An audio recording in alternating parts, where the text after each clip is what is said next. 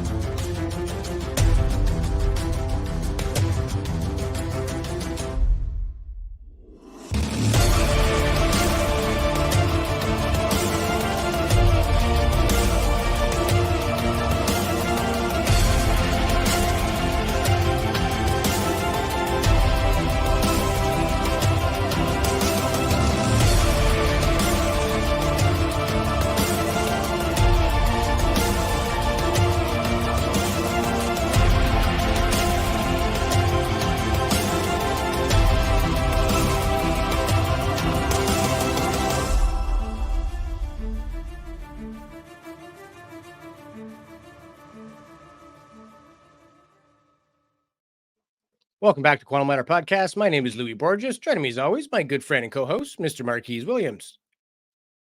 You are on mic. Of course I mean, what's up, everybody? My name is Marquise. Let me tell you guys something. I'm sick today. I apologize if you're new here and you see me for the first time. I'm normally a lot louder than today, so just kind of excuse me for that one.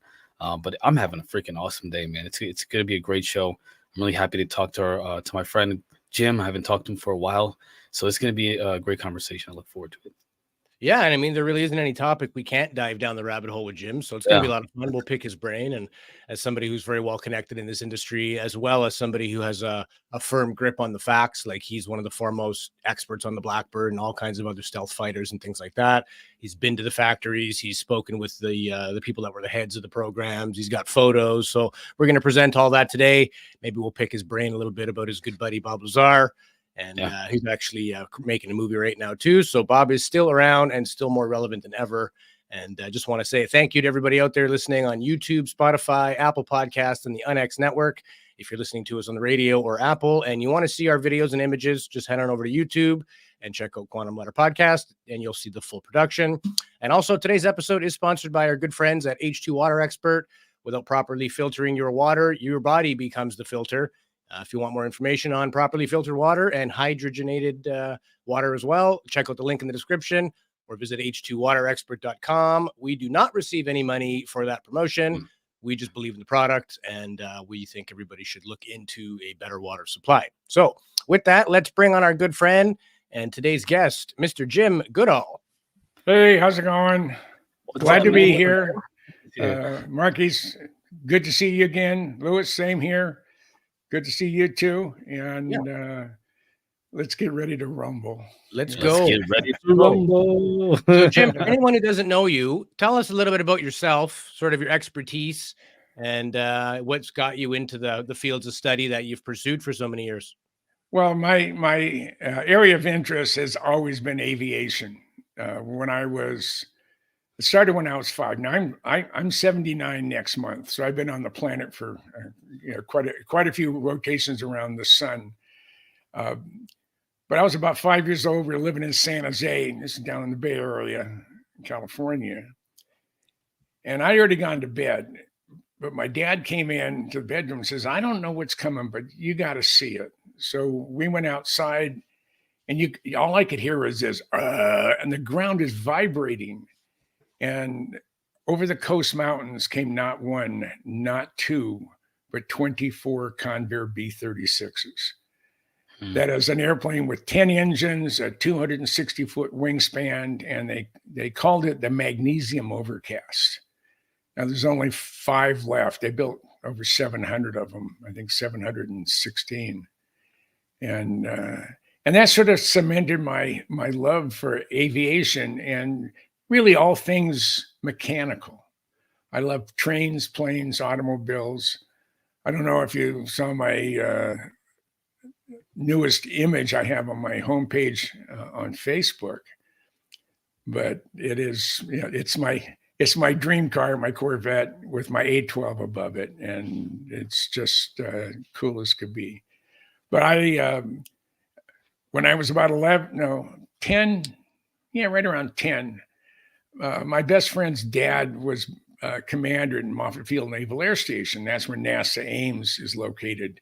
And back then it was NACA. Danny called me up at home. He said, Jim says, there's something in the big hangar I got to show you. So ride your bicycle over here. So I got to the gate and called him. He came and got me. His dad was, let's say, commander of Moffett Field. So we were on our bicycles, and we wandered around Moffett Field so much we were actually hiding in plain sight.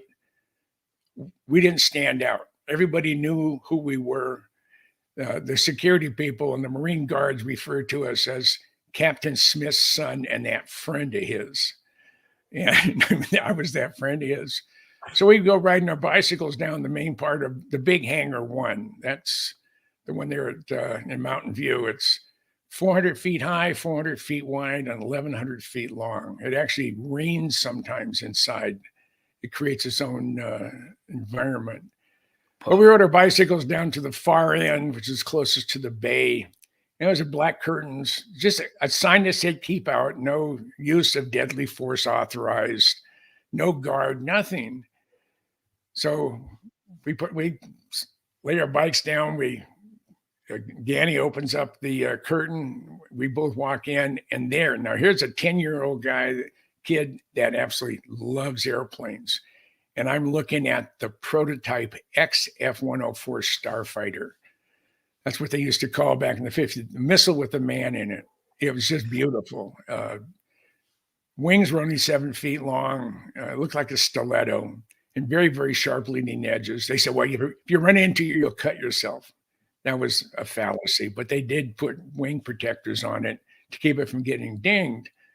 So Danny gave me the triple dog dare, says, why don't you get in the cockpit? Okay, so we put the crew stand up. We opened it up, the canopy. I get in, we close the canopy, latch it. I'm in there for about 2 minutes. And all of a sudden, I just started getting an ooey feeling in me. Says, I'm sitting on an ejection seat, and I'm not sure where to put my hands. So I decided it was time to get out. So I tried to unlatch the canopy, and I couldn't. Danny couldn't do it from his side. Oh, geez. Now I'm stuck in this secret airplane because it was still classified secret at the time. So Danny said, I'll be right back. So he went running into the main part of the hangar and got a couple senior Navy guys. And they called Shore Patrol, and the Marine Guards were there, and they called the people at NASA or NACA at the time. They were in there, and it was just, we weren't strong enough. It was a real strong latch, and there may have been a burr in one of the latches to make it harder. So they opened it. They got the canopy opened and chewed our butt out like you wouldn't believe. And I think 70 years later, it still hurts. Oh man! and that was really the beginning of my passion for airplanes. So fast forward, March of '62, I went in the service, went in the Air Force because I love airplanes. I'm stationed at Lowry Air Force Base in Denver. This is February 1964.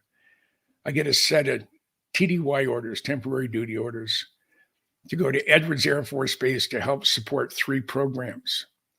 2 of them are acknowledged, 1 of them was classified.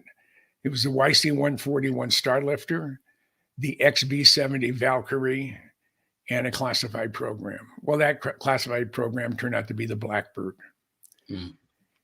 And February 29th, which is a month like this month with 29 days in it, 2 YF-12 Blackbirds flew in from Area 51 into Edwards Air Force Base. And when they landed, they just came straight in. They backed both airplanes up so they could back them into the hangar, but the engines were still running. And the heat from the 4 J-58 set off the deluge system in the hangar. And it about drowned the Lockheed guys in there because it pumps like 60,000 gallons of water is pumped out in 30 seconds or a minute. I mean, it's like standing underneath Niagara Falls. So it set off all the fire alarms. I had a line badge, but our billeting was 8 miles from the flight line. So by the time I got dressed and got out to the parking lot, someone had already taken the truck. So damn. And I heard a couple of guys in the chow hall say, "You should have seen what came in this morning." And it was pretty spectacular, but I didn't see it. But on March 10th, 1964, I had a lot of overtime. They don't get paid overtime in the military, but you get comp time for overtime. Mm-hmm. So I have like 3 days off. So it's Tuesday. It's 3:15 in the afternoon on March 10th, 1964. And I hear a roar that was just unbelievable. Dust being blown halfway across Rogers Dry Lake. So I'm running down the taxiway. I'm waiting for a shuttle plane to fly from Edwards Air Force Base into Hawthorne, California, part of LA. And that's where Northrop's corporate headquarters were at the time. And I run down and I look, and at first I thought it was the X-15, but people were too small. And fire coming out was unbelievable. And the ground was almost shaking and blowing dust. All of a sudden they said, "Hey, we're loading." So went running back up the taxiway, and we're going into a Piaggio. It's a corporate aircraft at the time. It had gull wing pusher props, very unique configuration. And we're sitting there getting ready to take off. We took off right over Rogers Dry Lake, and we banked over where the Blackbird was, and I was able to look down on it. And they had already shut down the engines, and they were towing a C-130 in front of it. And I knew the basic dimensions of a C-130, and I looked down, and I couldn't believe what I was seeing. And that day, on the March 10th, 1964, at 3:15 in the afternoon, changed my entire life. I became obsessed with the Blackbird. And if the military had not been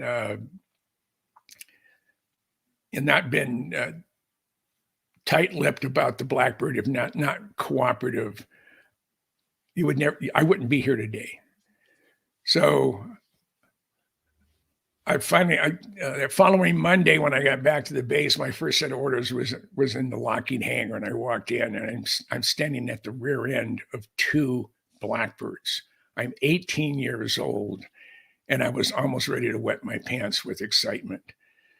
So fast forward, 1968 timeframe, I'm out of the service. I write Lockheed, CIA, Air Force, Department of Defense, and requesting unclassified photos of the Blackbirds. I wanted 10 of them. I was willing to pay the going price. I wanted them in the air. And if they're in the air, there's nothing hanging down from them. So you really, it's not really classified per se, other than the existence of it. And their official policy was not to cooperate. So because they didn't cooperate, I started digging. And the more I dug, the more I found out. The more I found out, the deeper I dug. So over the course of the last 50 years, now it's been 60 years, jeez.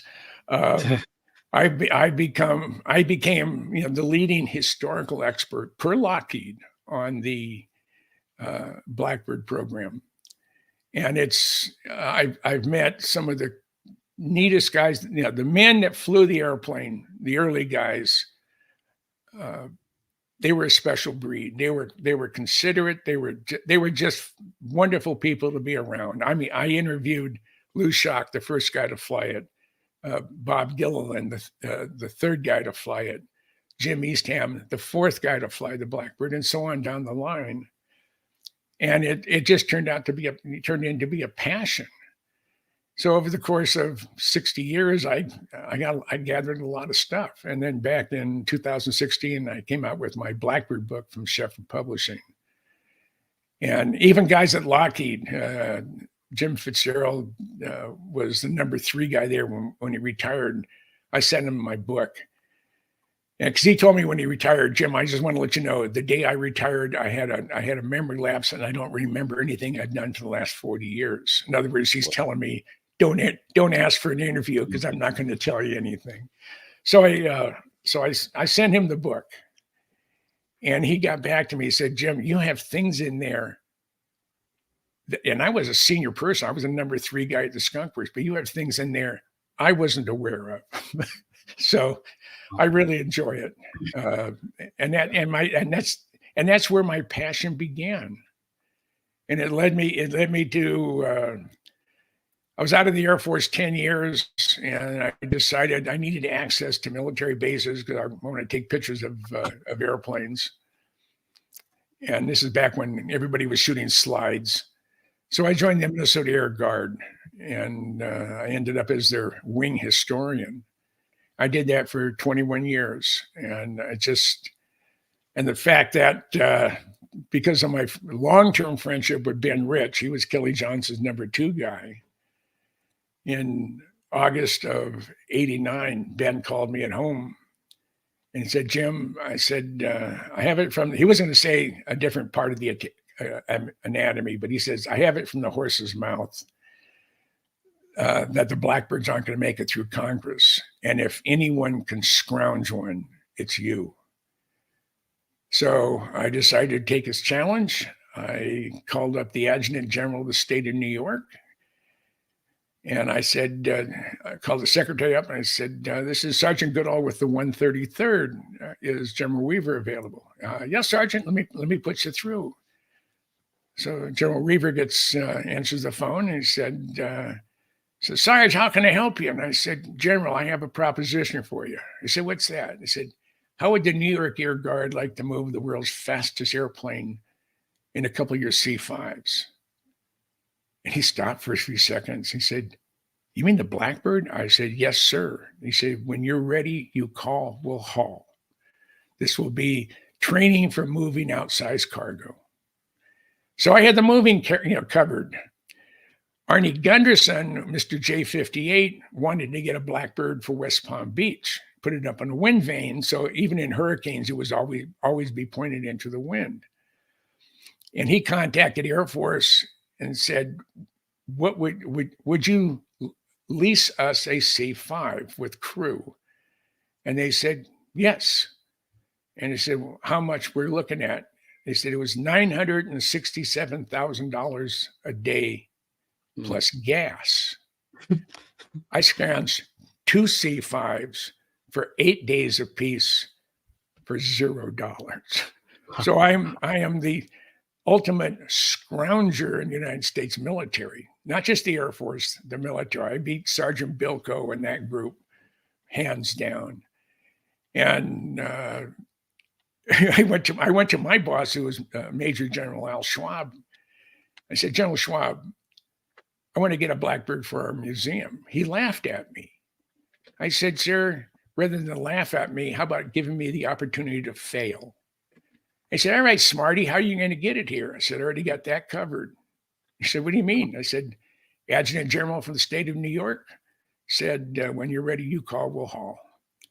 And he just couldn't believe it. And so I wrote a letter to Air Force Museum, because they're the ones who controlled the assets. And we got the entire Minnesota congressional delegation to sign off on it. There were 5 Democrats and 5 Republicans. They have never agreed on anything before, and they've never 100% agreed on anything since. But I got them to sign off on it. And then in, I think it was June of 89, no, of 90, June of 90, we got the okay. I was getting the 8th production Blackbird, the A-12, for our museum.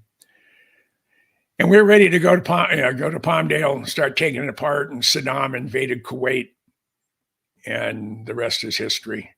So I had to wait almost a year to get it. But in October 28th, 1991, I had the honor of being the only person on the planet to have been in the cockpit of a Blackbird at 33,000 feet at Mach 0.72 and inside another airplane. We'd cut the wings off, and when we rolled it into the C5, we had 1.5 inches of total clearance, but that was on the floorboards, and not that much on the on where the wing cut was. But I had measured that a dozen times on various different C5s to make sure there was some unity in their measurements, and it was. So on the 27th of October, 1991, we loaded it into the C5, and then we went from there to Travis because they didn't have fuel at Palmdale. And then the next day we headed to Minnesota, and that's when we were about 40 minutes out. The Chief Master Sergeant was going to go down and check the load. He was the load master. And I asked if I can go with him, and he said, normally that would be a no, but since this is your project, sure. So that's when I climbed up on it, got into the cockpit, closed the canopy. I had a 5-gallon bucket in there with a cushion. And I stayed in there for about, I believe it was about 45 minutes. I heard a rap on the bottom and said we had to go up. And we're starting our descent into Minneapolis, and the chief comes back and said, the boss said you can be in the cockpit when we land. Well, I'm on the forward end of the C5 and in the crew area. So I'm already here. I said, no, downstairs. So not only was I in the air at 33,000 feet at Mach 0.72 inside another airplane, I also landed the airplane while inside another airplane. Ben Rich said he was laughing so hard he almost wet his pants. So that's my background on my love and passion of aviation. I have 29 books in print. And when I did a book signing at the Skunk Works in June of 21, Jeff Babion, who was the vice president general manager, the head skunk, he invited me there for a book signing. And I did that, and it was great. I signed about 10 or 15 books because they were going to give them to certain people. And then from there, Jeff said, well, we're going to go over to the U-2 operation over at Site 2. And I'm familiar with that facility. So we head over there, and as we're in a limousine, in a Cadillac limousine, and Jeff and I are in the back, and I looked him straight in the eye, and he said, Jeff, I got a question for you. I said, what's that? He said, how much UFO alien technology is being utilized in Skunk Works airplanes? And he didn't skip a beat. He didn't jump back and being surprised. I think he was ready for it. He said, I have no knowledge of anything that would utilize alien technology. Said, my job is to look to the future, not look to the past. But there may be some programs that came and are now operational or came and went that are above my pay grade that happened in the past. And I'm just not, I'm not written into it. Says the way I look at the history of the Skunk Works is your 75 years of the Skunk Works book. He said, this is one of my treasures, that in my Blackbird book. And he says, and I never saw a Blackbird fly. And that was, I mean, here's the head of the Skunk Works, and he's never seen one fly. And it's just, of course, they haven't flown since 1999. So it's been 35 years, 25 years. Yeah. And new math. So he said, Lockheed has a policy, no comment on UFO, UAPs, flying saucers, and such. He said personally, I can't imagine that we're the only ones. And shortly thereafter, I saw someone posted something on Facebook that said, "What's more terrifying, the knowledge that we're not alone, or the fact that we're the only ones?" And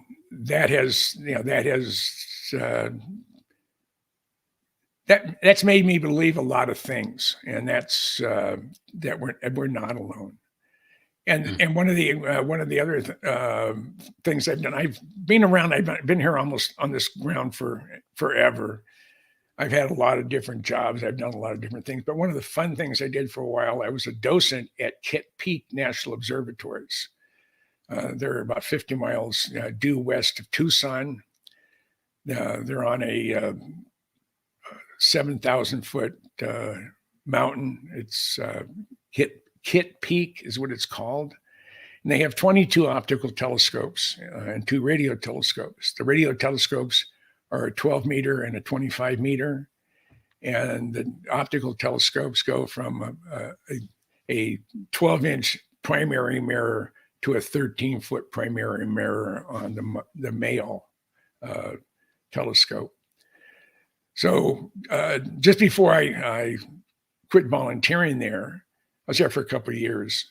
I had bad knees, and you go up, and you have to go back. You know, all the telescopes that I was given tours were up from where the visitor center was, and my knees were just saying, "No, I don't like this anymore." But just before I left, they had a not a beer and pizza. It was poppin' pizza, because this is on the University of Arizona campus. And it was at the headquarters of the National Optical Astronomy Observatories, NOAO. And there was a keynote speaker from the National Science Foundation who had just returned from a worldwide conference on exoplanets. Mm. And that's what he was giving the talk on. And he said, based on all the information from all the different telescopes around the world that are looking for exoplanets, we calculate using proven mathematical formulas that for every star in the universe, there's 1.5 planets. And I mean, you can't even take all the decimal points and put them in the big hangar at Moffett Field. There's a lot. It's a lot of stars.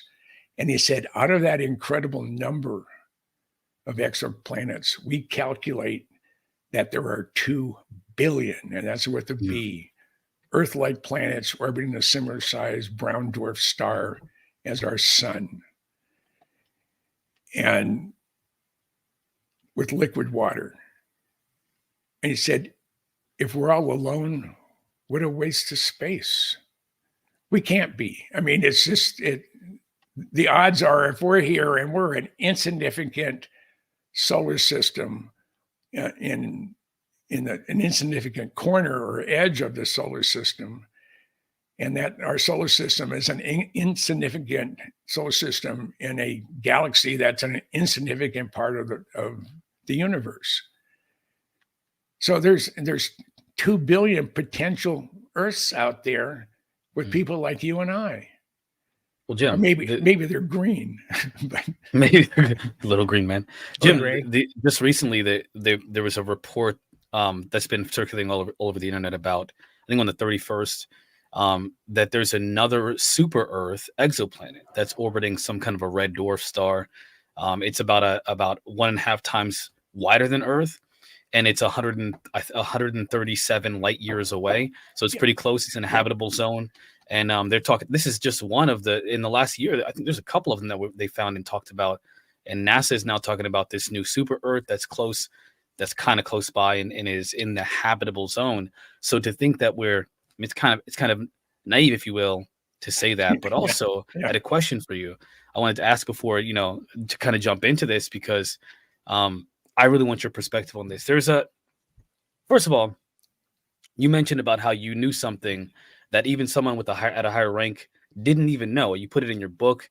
They read your book. And you said they didn't even know some of the stuff you talked about. And I think that's of note, that when you're talking about these companies like Lockheed and these corporations, there may be people in positions of power or authority that have no idea about certain programs that are going on, because there's a need to know, there's compartmentalization and so forth. So people who say things like, well, how is it that Bob Lazar could know something? For example, and I want to jump right into the Bob Lazar question that I have for you. How is it that Bob Lazar can know something if he didn't have the clearance? Or how could he possibly know if he was just a civilian that was contracted on, or so on and so forth? I think it's kind of a ridiculous argument, along with a lot of things that people are saying recently, that they're upset that he hasn't just come forward and talk to Congress again, but he's received so much backlash over the years. Why would he? And I think that's basically what he said. And I posted a thing on Facebook, and I think I got it from him. He said, "I told you so." Mm-hmm. Yeah, and he did. Awesome. And I asked him, I said, "You gonna talk to the critters in Congress?" He said, "No, they had their chance 35 years ago or 30 years ago. So no, actually 35 years ago. So no, the answer is no. I have no use for him." The thing about Bob, the first day I met him through John Lear, and most everything, and probably the main reason I'm here today is because my 45 plus year friendship with the late John Lear. Mm. And I got to thank John Andrews from Testers, the model company. They're the one who did the sports model of the Bob Lazar kit back a long time ago, which was very accurate for the time. And because of John Andrews, I met John Lear. And because of John Lear, I met Bob Lazar, and the rest is history. Hmm. But the fun thing about the day I met Bob Lazar, it was shortly after the Air Force had announced the existence of two stealth programs, the B-2, which I believe was on November 11th. And then on the 22nd of November, they announced the existence of the F-117. I already knew about that program, and I knew about the B-2 as well, but I didn't have any visuals of it yet. So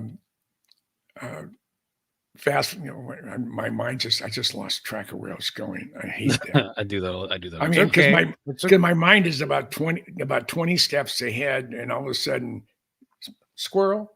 Well, let me try to bring it back. Then we were kind of talking about Bob Lazar and the criticism people have been kind of casting on him about not coming forward.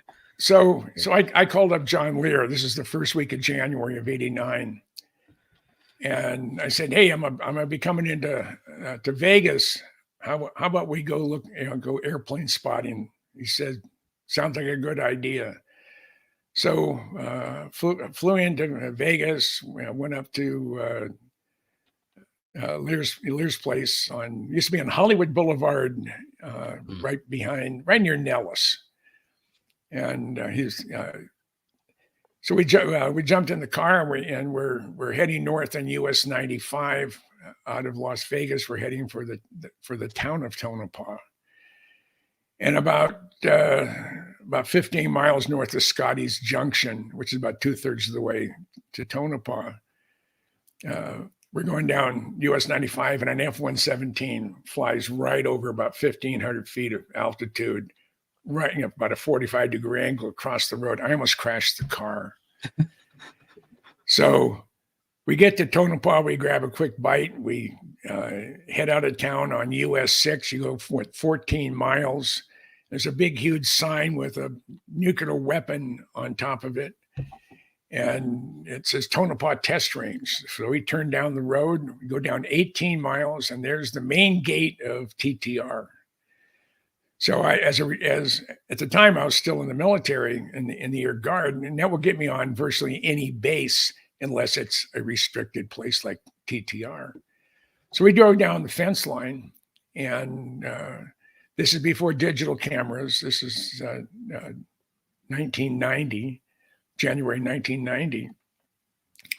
And I'm shooting Kodacolor 100.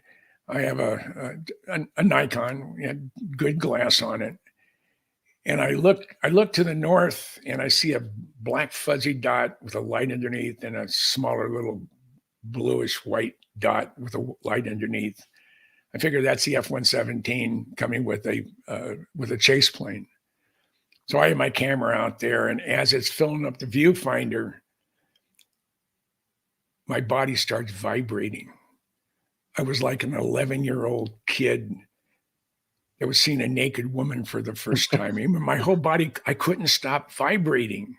So I went through all 36 or 37 exposures and, wound it back up and said, "John, let's get to Vegas. I got to get to a photomat." And And you have to have white hair to know what a photomat is. So there were little kiosks out in parking lots of grocery stores and shopping centers where you didn't even have to get out of your car to get your film processed. You'd go up there, hand them they would hand you an envelope. You'd fill out the information. You put your film in it. You hand it back to them, and come back the next day and pick up your film, processed film. So we head out. We know we're going to miss the photo mats. So we stop at the Little Alien and have a burger. And then we left there. And this is when Joe and Pat Travis had only owned the place about 2 years. And we headed into Vegas. We got to John's house. It's after 9:00 at night. And John says, I have a new friend. He just moved here from Albuquerque. He's interviewed for a job out in the desert. He's waiting for his clearance. So, okay. So about 10 or 15 minutes later, he's knocking the door. John answers the door, brings in this young man, nice looking guy, soft spoken. He said, I introduced myself as Jim Goodall. He said, I'm Bob Lazar. Great to meet you. And we started talking, and I told him I had my dilemma. I had this film processed that I won't be able to look at until 2 or 3 days from now. And he says, well, I have a C41 processing unit at home. I develop photos and pictures and have them printed out for real estate agents. I can do instant turnaround if necessary, and they pay me for it. And that's what I do to keep myself busy, waiting for my clearance. So he said, well, let's go to my place. I'm on the other side of town. I'm off of West Charleston. So we jump in his car, and we're about a block out of Lear's house. And he looks at me and he said, I really, really feel sorry for that SOB Lear. I said, what do you mean you feel sorry for him? Well, he's from this world famous aviation family, and the fool believes in UFOs. He says, I'm a physicist. If I can't figure it out and prove it mathematically or put my hands on it, it doesn't exist. He didn't believe in UFOs before he went to work at S4. Okay, this is 1990. Fast forward to the beginning of Desert Shield, Desert Storm. I'm active. I had a fatal attraction girlfriend I was trying to get rid of. I volunteered to go to Saudi Arabia for a year, and during Desert Storm, and she was something else. You'd rather go to war than deal with her back at home. That must be something. Absolutely. She was 5'10" blue-eyed blonde bombshell, and my girlfriend at the time was 4'10", the exact, and brunette. So I called my boss at the guard unit and said, General Broman, and said, are they activating any historians for a guard bureau for Desert Shield, Desert Storm? He said, yeah, I just got a message not more than an hour ago. I said, I volunteer. Can you cut orders today? And he said, no, but you come here tomorrow, I'll have them for you. I said, thank you, sir. I'll see you tomorrow. So I headed off to the Pentagon. In my back pocket with me, I had asked Bob for a copy of his W-2, just to have it. Now I scratched out his Social Security number, when that number, according to the federal government, had never been issued. And I always kept it in my back pocket because you can never tell when you're going to run into to someone, a person of interest. And our office was in the Pentagon, and I went over Andrews off and on, and that's where Guard Bureau headquarters are. So I have a down day. Nothing's happening in Iraq or the Middle East in general. So I'm looking for the agency that Bob Lazar, the Department of Navy, that Bob Lazar was paid through, and there's no listing in the Pentagon directory. So I decided I was going to go to Naval Investigative Services. Maybe they can help me. So I wander over there. I'm in uniform at the time. I'm an E6. I have all my ribbons. I've been in there a long time. I walk in, get up to the door. Doors open, and I step in there, and there's a young Lieutenant JG behind the desk. And I said, "Sir, I have a question." He said, "What's that, Sarge?" He said, "Can you tell me where this Department of Navy is?" And I hand him Bob's W-2, and he looks at it, and he says, "Sergeant, excuse me for a minute. I'll be right back." He goes into the 2-star's office, the Admiral's office. Comes out 10 or 15 seconds later, said, "The Admiral will see you now." Now, those of you who have been in the military and have had any interactions with the Navy, a 2-star admiral is not going to speak to an enlisted puke, especially if he's an Air Guard enlisted puke. So I go in there, I give him a sharp salute. He doesn't say at ease, he said parade rest. And he has Bob's W-2 in his hand, and he's shaking. He is furious. He said, "Sergeant, I don't know where you got this, but if I ever see you cross the threshold of my office ever again, you'll be the most sorriest son of a bitch, an NCO in the United States military. Do you understand me, Sergeant?" I said, "Yes, sir." With that, he takes Bob's W-2, puts it in the shredder, and said, "You're dismissed." And I gave him a sharp salute, did an about face. And as I'm walking out the office, said, "Whoa, that was a reaction I wasn't expecting." That could end it badly. Jeez, man. No, it ended greatly, because Yeah. if Bob had been a fraud, there'd have been no reaction. Yeah. I wouldn't have a 2-star threatening me to be the most sorriest NCO in the military, not just the Navy, in the military. So it was something that was quite amazing. Yeah. And before we go to our halfway point here, we got a couple of pictures with you and the man himself. Maybe you can talk There he us is. through these. He has my book upside down, but that's the book that those 2 books are what Jeff Babion has in his man cave. He said, "Those are my 2 treasures. No one can touch them." There you go. Closer look there. We can see it. In the lab. And I'm going to spend a couple of days with him this May, because I only spent 2 days with him, so I may take 2 or 3 days with him on my next trip. And don't forget, Jim. I tell him, put in a good word for me, man. I want to talk to him, privately, not publicly, privately. Have a one-on-one. I mean, I've asked, I've had a number of people ask me, "Why don't you have your own podcast?" I said, "Because it requires an awful lot of work, and it can be a real challenge. And you know what? I would just rather be someone's guest, and I'll be on. I mean, if someone, I don't care if you only have 1 subscriber. If you get hold of me and say, 'Hey, would you be willing to come on my program?' I said, sure. I'm not out to make a name for myself, unfortunately. And there's a lot of people know that SOB Goodall. Yeah. I'm not into fame and fortune. I've had too many ex-wives to have any fortune, and I'm infamous enough as it is. I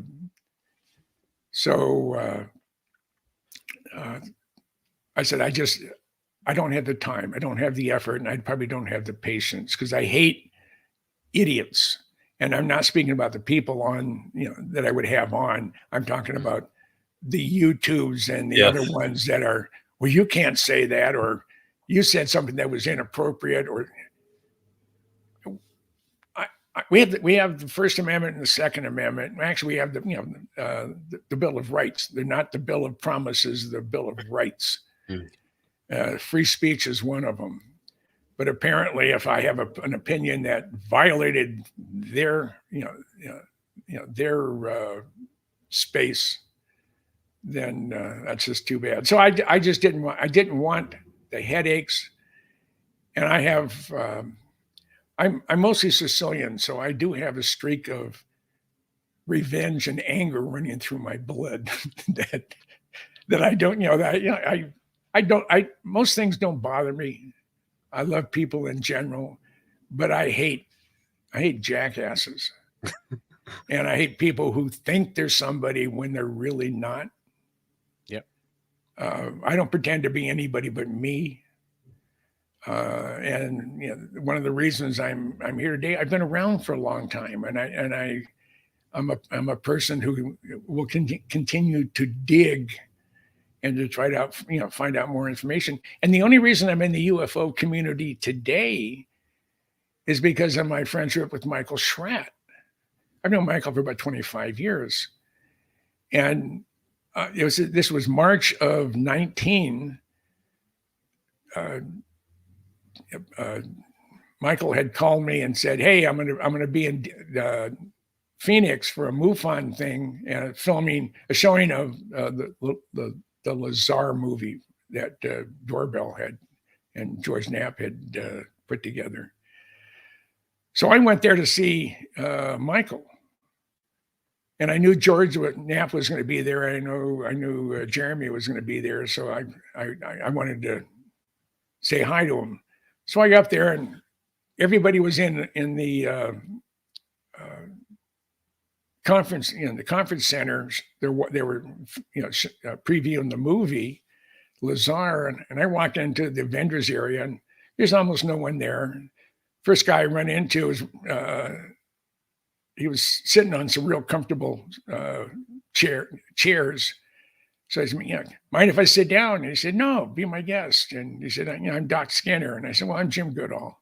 And his mouth dropped. He said, the Jim Goodall? I said, well, there's a total of 5 Jim Goodalls in the world. But yeah, I'm probably the Jim Goodall you're referring to. He said, I didn't see you on the program. I said, I didn't know I was coming here till this morning.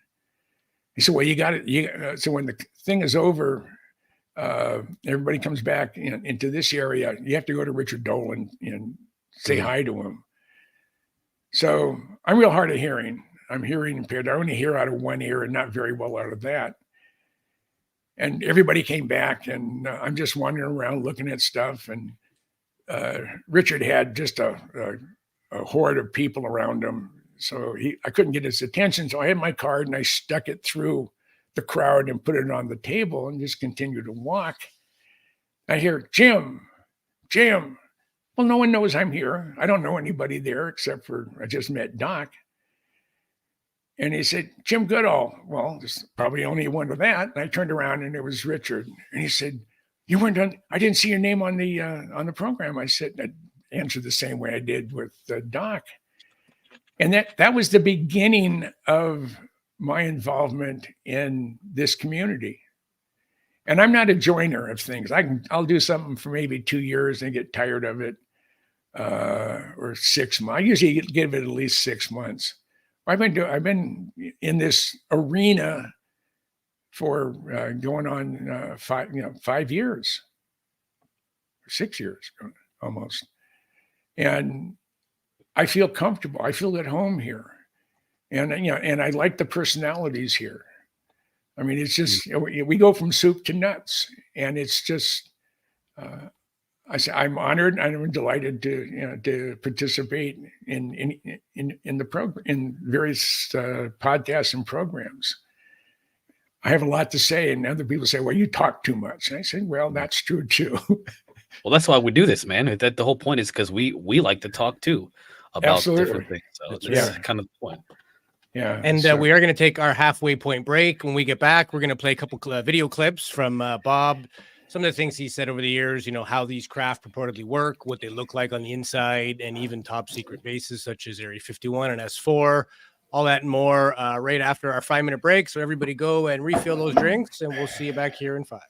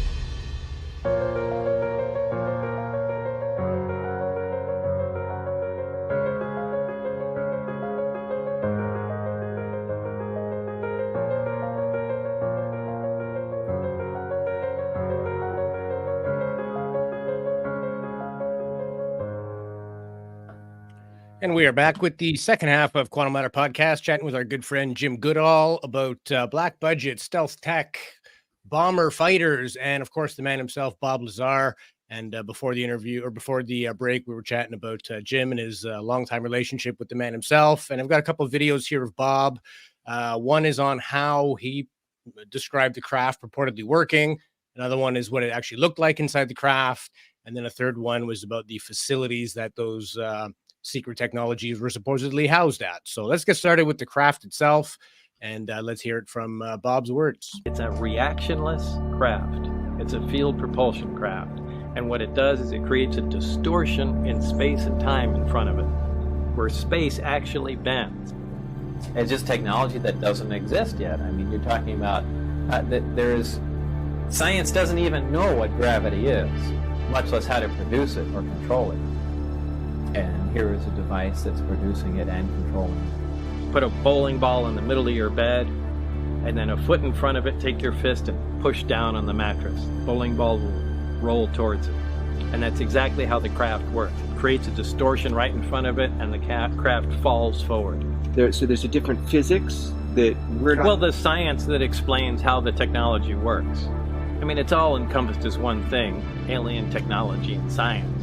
What's the message of your story? The big thing is the suppression of extremely advanced technology and the suppression of unknown science.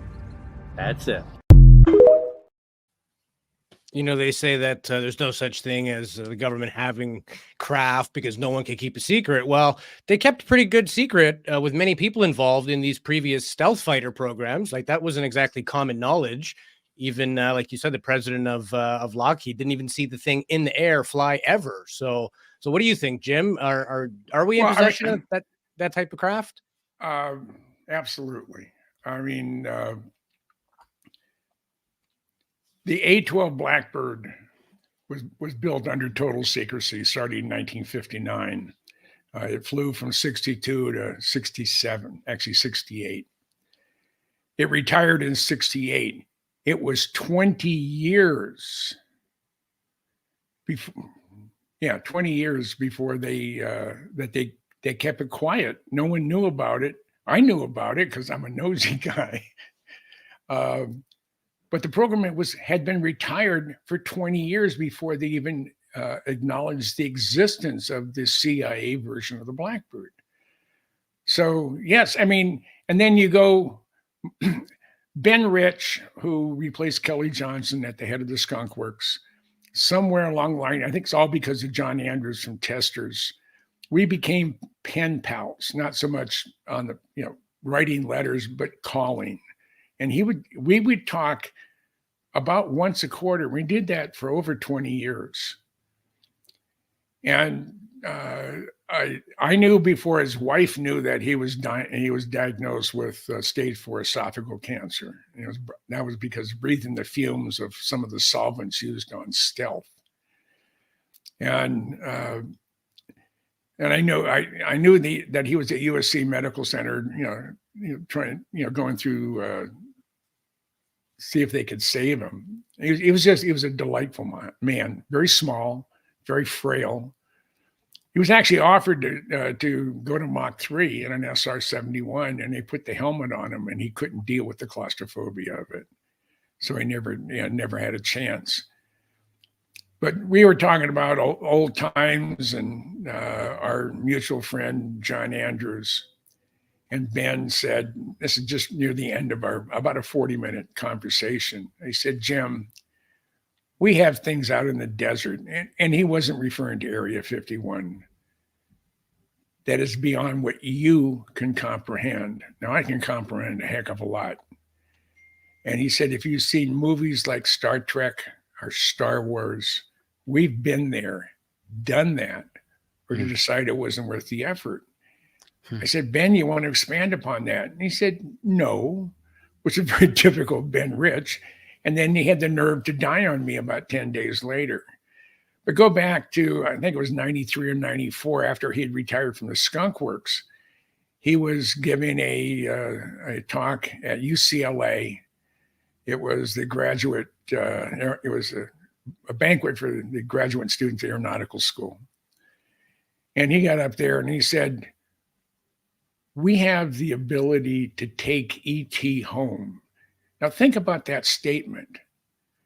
If we're going to take ET home, that means we have to go at least 140 light years, even 4 light years away. 4 light years, that's 186,000 miles per second times 4 years. That's beyond comprehension. And like Bob said, you can take, get a piece of paper here. Yeah. It's like the bending time and space kind of thing where the way he described it to me, say this is the universe, and you're here and you want to go here. So you focus your energy on that point. And as soon as you release the energy, you're there. There's no delay in time. You didn't age. I got a question about that. Because I've always get confused the idea of time dilation, which the way that I have always like conceptualized it is that if we were to travel from, let's say, this point in that 4 light years away, time here on Earth will have passed, but we will not have aged. And so if we were to go back to our original location, our original point in space, that's 4 light years back, then Earth will have essentially aged. Who knows how long? I don't know how long. It can't do the calculation. All your friends and relatives are dead by then. Right. Yeah. Okay. So I thought so. And I haven't asked him or anybody else with the theory of interstellar space travel. What do you do about the time constant? And Bob had indicated that there's no time delay.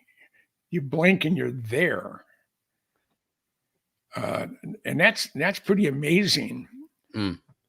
But he didn't say when you blink and come back, has the world changed 1,000 years or 500 years, 5 days or whatever. So it's an unknown. I feel very confident there are people in this country that do have an answer to that because they've done it. Well, Jim, I earlier I just saw a video of Avi Loeb, who we've talked to before. He used to be pretty much against the idea that David Grush may be telling, not that he's not telling the truth, that he may be given correct information about the alien spacecraft and so forth. And then he spoke to some people, including David Grush himself, and his entire tune has changed. Now he says things like, well, I mean, he said in an interview where he's like, I feel like I don't want to waste my life looking for something that we already have the data about. And life is short. We can't, if the government has this information, they need to give it to us, but they haven't been sharing that information. I think it's interesting how, it's even Avi Loeb, and he's we know Avi Loeb, he's a really nice guy, pretty straightforward, scientist. And he's changed his tune. Now he's essentially, it seems like he's being open to the idea the government has something. He spoke to somebody from Skunkworks, and they made a comment, something to the effect of the things that David Grush have said about us having craft. It may be true. So, I mean, that's pretty wild. Well, I mean, that's what I've done, most of my life is I'm trying to read between the lines. Yeah. When the official policy is not to cooperate. Yep. And that's the only reason I'm here today, because if the Air Force, CIA, Department of Defense down the line, if they would have accepted my request, and I was willing to pay for the 8x10s on the published price. I wasn't asking for anything special. And what I was asking for was never classified. If they were to give me that information, I'd have been fat, dumb, and happy. I would not have written a book. I would not be here today. But because of those SOBs digging their feet in, and that's why I was successful in the F-117 program. Yeah. Because Bill Sweeten and I wrote the very first book based on all my research, and I needed his name in front of mine to get my first book published. We sold 67,000 copies of that book. I was on Amazon looking at all your books, man. You got great books, excellent books. I wish my mom would have been alive when I published my first book. My first wife, who I'm still very close to, she's like my sister today. I gave her my manuscript for my very, very first book on the 117. And she used the manuscript as a coaster for her glass of wine next to the bed. So she never even looked at it, which irked me. I did send one to my dad, and he was very proud of that. And then he threw it away when we had a disagreement. Oh man, yeah. So, but he was a James Goodall as well. So he was.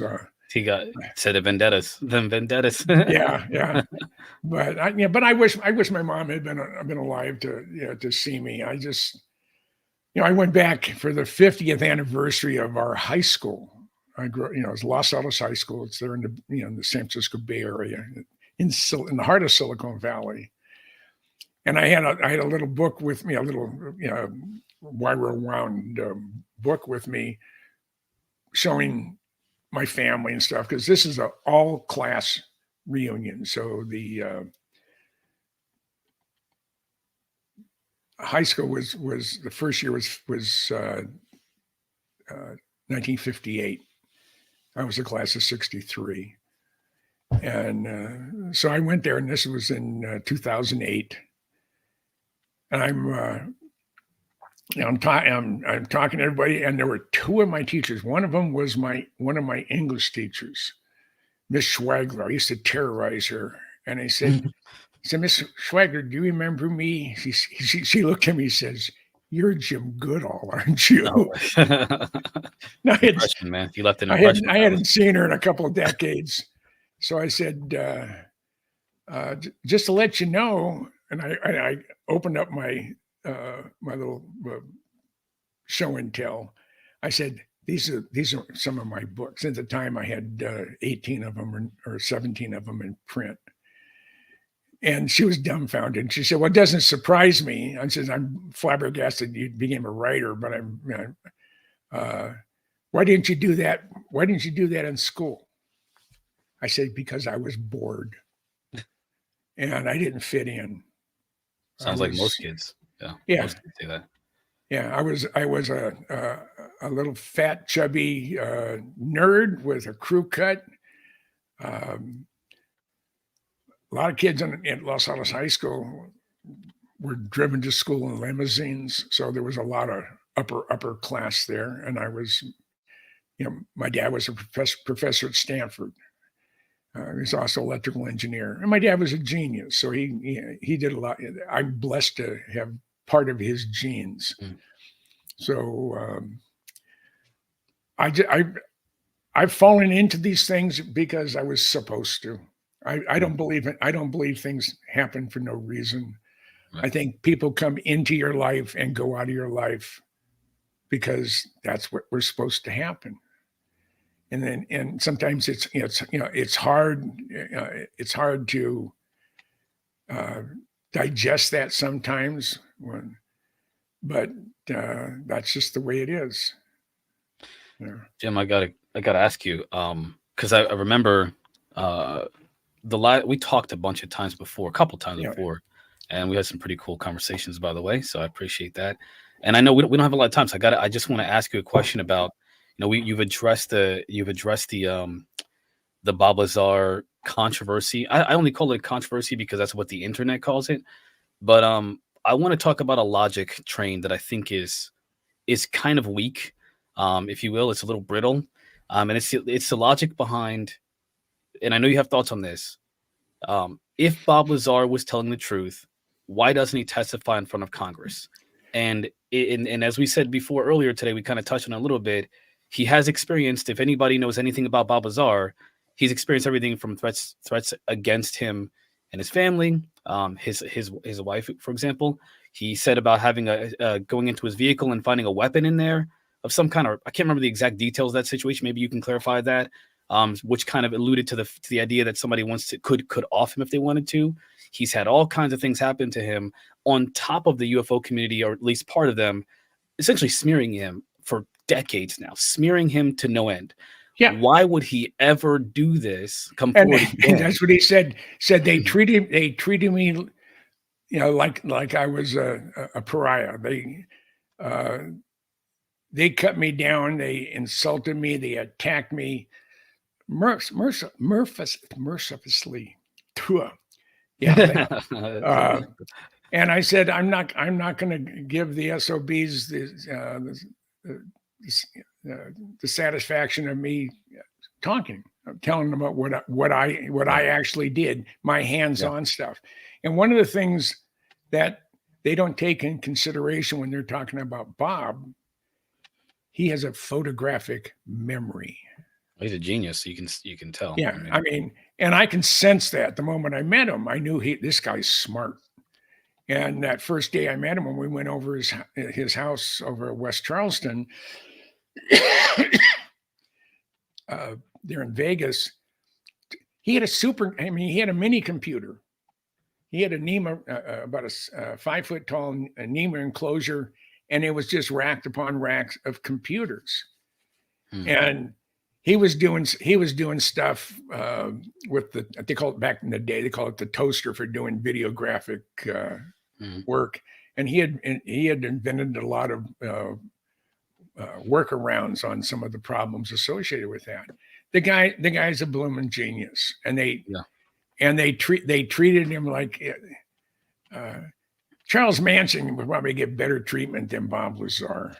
Yeah, and it's funny because these are the same. And I my frustration is that, you know, people have been, oh, I want to know the truth, and I want whistleblowers to come forward, and why don't people come forward?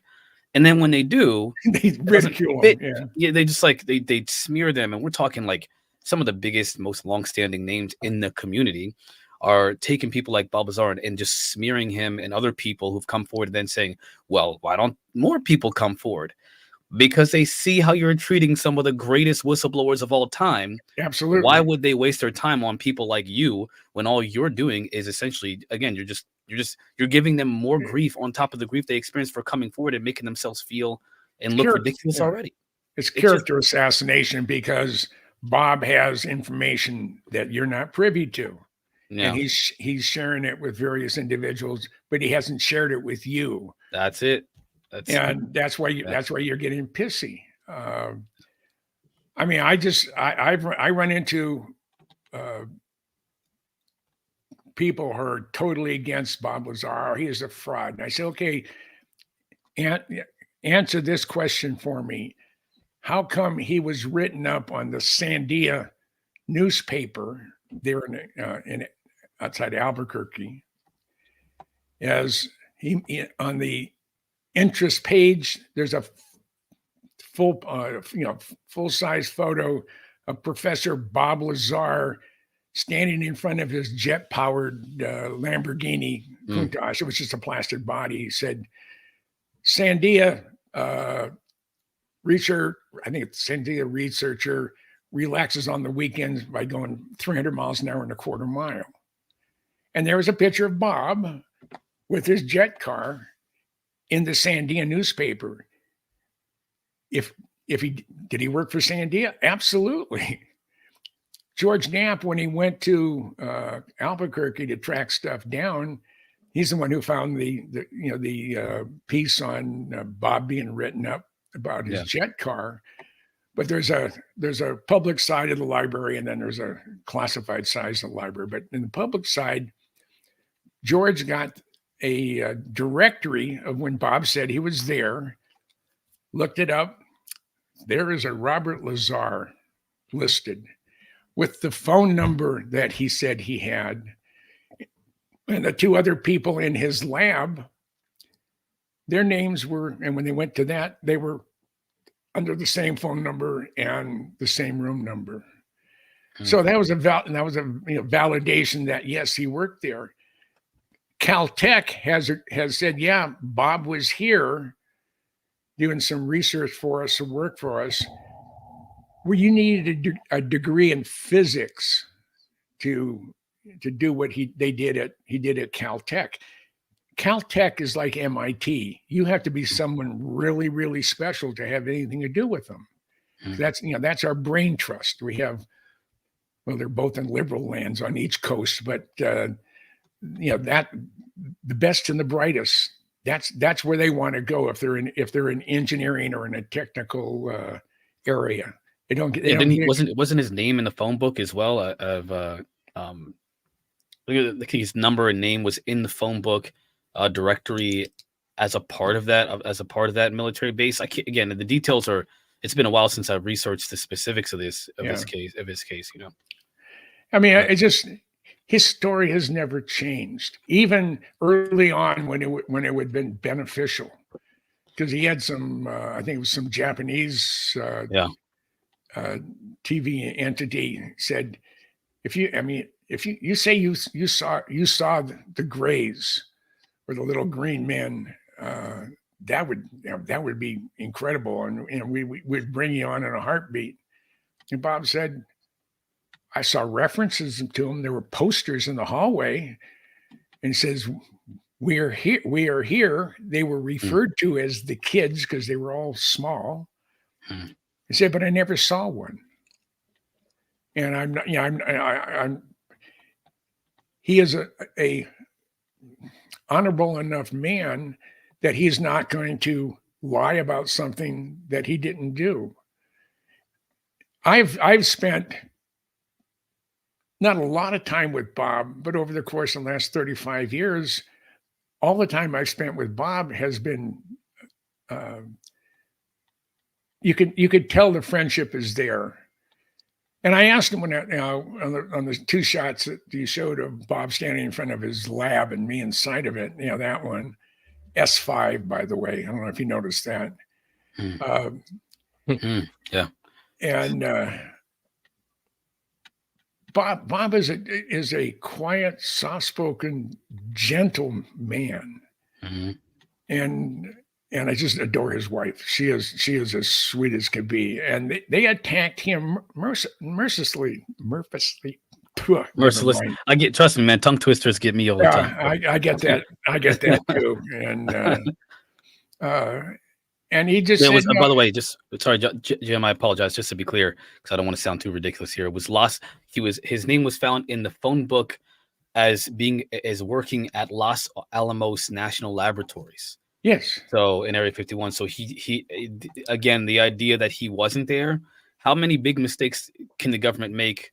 Well, the military or the Air Force make, whatever, as they're clearly trying to cover up the fact that he worked there before people realize, okay, something shady is going on here. And it's not on Bob Lazar's part because maybe he owned a club or something like that back in the day. It's not that. He had a W-2 as well, working for the Navy Special Operations or whatever the hell that was, which is interesting enough because the Navy is typically in the water. Why is the Navy doing anything in Nevada? That's always been fascinating to me. But the Army used to handle all super classified programs. And then they were taken over by the Navy in the early 60s. I don't know why the change, but it was a change. So all the super classified spooky programs, UFO related, are handled by the Navy. And Bob wouldn't have had that W-2. And that two-star admiral would have not had a cow that I had it. That I was asking, hey, where is this place located? I mean, I've been in a lot of situations where I've had dealings with both general officers and admirals, and I feel very comfortable around them. And to have this gentleman literally threatened my well-being because I had Bob Lazar's W-2. If it had been a prank, they would have never, Lieutenant JG that I gave it to would have never looked at it and decided to go in and give it to the admiral. So all the pieces are lining up that, well, Bob is real. What Bob has had to say is not a line of bull. It is the truth. And what we have is a group of people who, like Jack Nicholson, you can't handle the truth, and a few good men. Yeah. And that's basically where they were treating him. And then they decided, okay, we're going to try to torpedo this guy and make him look bad around the world. And all that did was increase the interest in Robert Lazar. Mm-hmm. And when I was there in May, and I as we're sitting down having a cup of coffee for breakfast, and I said, "Do you remember what you told me the first day we met, and we were heading to your place?"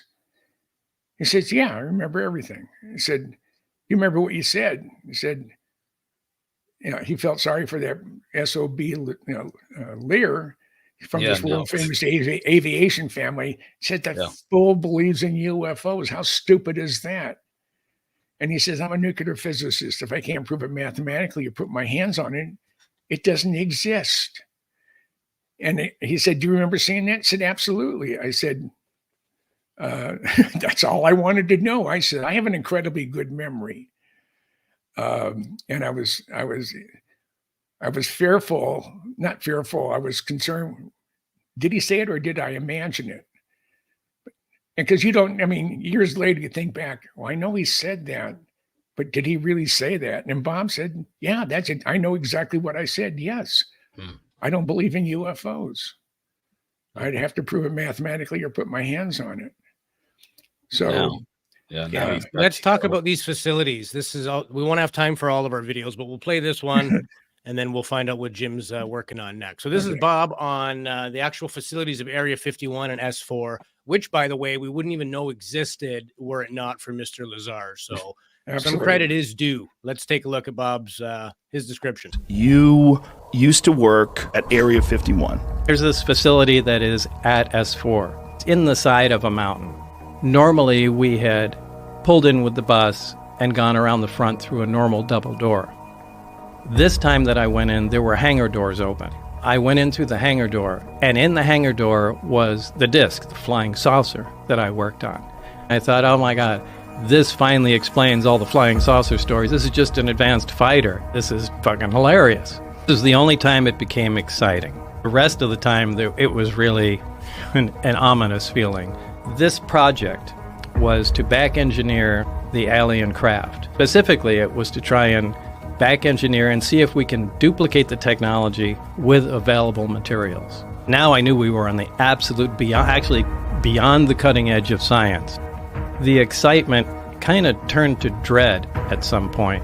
The amount of power we're dealing with is astronomical. I mean, to affect gravity, to produce the effects like this equipment does, takes huge amounts of power. And I've given the example before of taking a small portable nuclear reactor and putting it back into Victorian times, with the scientists at the time. What do you guys think?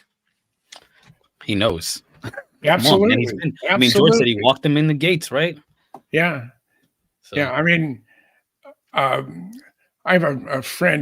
He's still involved in classified programs. I won't give his name. He's a retired senior NCO in the Air Force, and he was at Area 51 for the F-117 program, and he was there for 5 years. And he said one day after there was Jim Ridenour crashed the first production F-117, so there was a stand down. The pitch and yaw outputs on the flight control computer were reversed. So when you had pitch, you had yaw. When you had yaw, you had pitch. And he went and cartwheeled, crashed, almost cut his legs off. That's another story on its own. But they had a Humvee. Their line badge or the security badge was good for the entire Nellis range, including Area 51. And they're out they're looking for artifacts, mining stuff. They were looking for bottles and stuff because there was a lot of activity back in the 1800s, and early part of the 1900s. And there was, I think he said it was 2 or 3 of us And out of nowhere, we didn't see a vehicle, didn't hear anything. There were a handful of black utility clad security people with guns, with their weapons, M16s in their hands. And they said, "What are you doing here? I need some ID." So everybody showed him their ID. And he said, "You don't belong here. I'm requesting that you leave now." So they did. I mean, they just thought it was just kind of weird. But as they were leaving it, they were looking around. There's no vehicle. They didn't see a door. They didn't see anything. And he was really baffled. Now, fast forward to another event. There was a Mormon missionary that was trying to follow the path of the lost tribe of Mormons back in the 1800s. And it went right through Area 51 and the south end of it. So he tried to get clearance from the federal government. This is a religious search. It's not an aviation search. And they absolutely refused to let him into that restricted area. So he went over on the west side and came over a fence over near Mercury. He did it at night. He did most of his traveling at night to keep from just being physically visible. And he's underneath an underhang, and he sees and he's looking across. It's late at night. He got up to go to the bathroom, and he's looking across the Jackass Flats and Yucca Flats to the Papoose Range. And it said it looks like a garage door was opening up. And there's a bright light. And then a few minutes later, you could see it coming down. And this is a long way away. So in the next morning, he gets his binoculars. He gets out and looks. He doesn't see anything but the side of the mountain. And again, he wasn't looking for UFO activity. He was looking for the trail of the lost Mormon tribe. But that's exactly where S4 was. And where my buddy was, that's exactly where S4 was. And Dave Fruhoff, before he died, he said he saw equipment and stuff stenciled on where it was landed Area 51, but then it's being forwarded to S4. So that all can't be bull. I mean, there's just too many people there. But one of the ways that they keep the spooky place employees and crew quiet, they're making good money. And if you're working on one of the most exciting things since man stood erect or invented electricity or space flight, you're required. I mean, your passion has to revolve around your security clearance. And what they say, you screw up, we're not going to prosecute you. We're going to pull your clearance. So if you have a Q clearance with special access, and you've been in all these, you've had access to all these programs, all of a sudden you may be an engineer, but you can't say what you did for the last 20 years or 30 years. And you get your clearance pulled, you're SOL, and that stands for short on luck. But there's also another part of, there's a different word in the acronym, but yeah. Yeah. Or they look at what they do to a guy like Bob Lazar, and that's example enough of, you don't go against us, you don't mess with us, or we'll embarrass you, we'll hurt your business, we'll delete your records, we'll make you a laughingstock. And they did. And they tried to make him a laughing stock, but he wasn't going to deal with it. They called him over to Indian Springs, which is now Creech Air Force Base outside of Phoenix, outside of Vegas.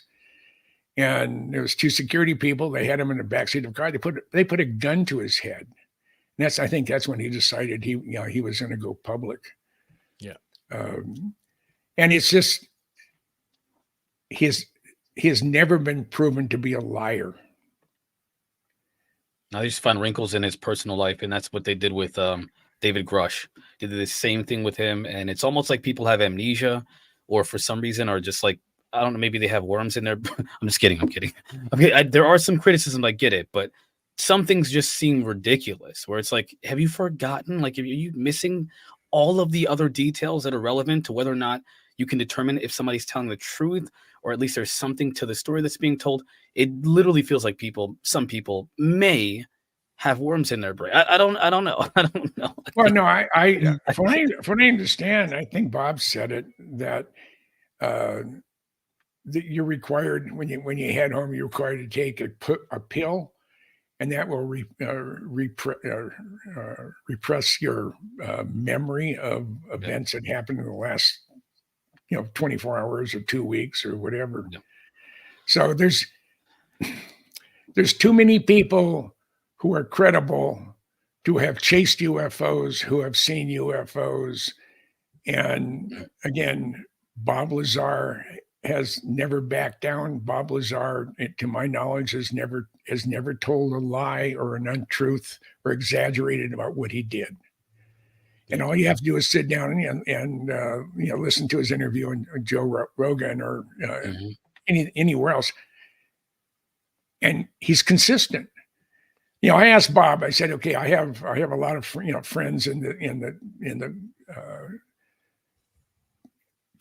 podcast community. Would you be willing to come on?" He says, "Right now I'm under contract and I can't.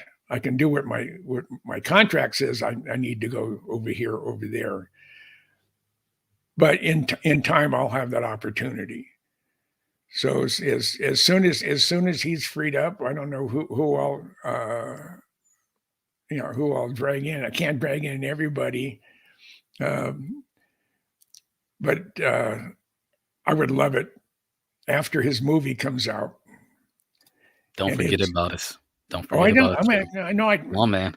Yeah, I don't forget about anybody. I mean, but again, there's so many people, and I've been on most everybody's program at one time or another, with one header, if you want to call it, after another. So, where do you pick it? I will possibly do it with Michael Schratt, but I don't know. And speaking about Michael, he's going live next week, and I'm going to be his first guest, and we're going to be talking about Challenger. Amazing. Before we go here, Jim, where can people find out more about you if they want to follow you and your work? Well, the only place I'm on is Facebook, and it's Jim Goodall 71, I think is the correct number. But if you go to Jim Goodall on Facebook, you'll recognize my face. And that's the only platform I'm on. And I post a lot of stuff. It's either elephants, German shepherds, spooky airplanes, and good-looking women. You have good taste, and we appreciate it. I do. But my books can be found on Amazon. Punch in books by James C. Goodall, and all my hardbound books are under that name. My softbound books, just punch in Jim Goodall, and you'll see what I've done. So I have 29 books, in and out of print. I am tickled to have done it. But for any aspiring writer out there, if you break down, if you don't count any of my out-of-pocket expenses, travel, food, lodging, equipment, I make about 0.3 cents an hour for my efforts. But I do it because it's a passion. It's something you couldn't pay someone to do. Right. But it's something that you couldn't force me to stop. Yeah. And we appreciate your time, Jim. You're always welcome here. It's been a great day, and we look forward to future chats, and we'll keep our eye and our ears to the ground in the UFO world, what's coming out, try to weed through the noise and go from there. Yeah. So any final thoughts, Marquise, before we close here? Yeah, I love you, Jim. I think you're a wonderful person, man. A good soul, and I'm glad that you reached out to me. I'm glad we got a chance to talk again. I look forward to the future, and I'm going to contact you outside of this conversation. So, I'm glad that that's a chance that I have with you, man. So you have my phone number and stuff. Yes, I do. I still have all that. Cool beans, man. Give me a buzz, and All right, brother. And we'll chat. And Louis, good seeing you again. Marquise, great seeing you again. Anytime. All right, man. Sounds good. Anytime. And you guys have a wonderful week. We're expecting the storm that's hitting the West Coast is supposed to hit us starting later on today. Be safe, man. Be safe. Yeah, we'll do. Stay safe. All right, Jim. Take care. Adios. Yeah, and Take thanks care, man. again for being here, Jim. And with that, we will wrap up today's show. On behalf of myself, Louis Borges, and my co-host, Marquise Williams, and our esteemed guest, Mr. Jim Goodall, thank you all for joining us this week. Take care of each other, and we'll see you on next week's episode.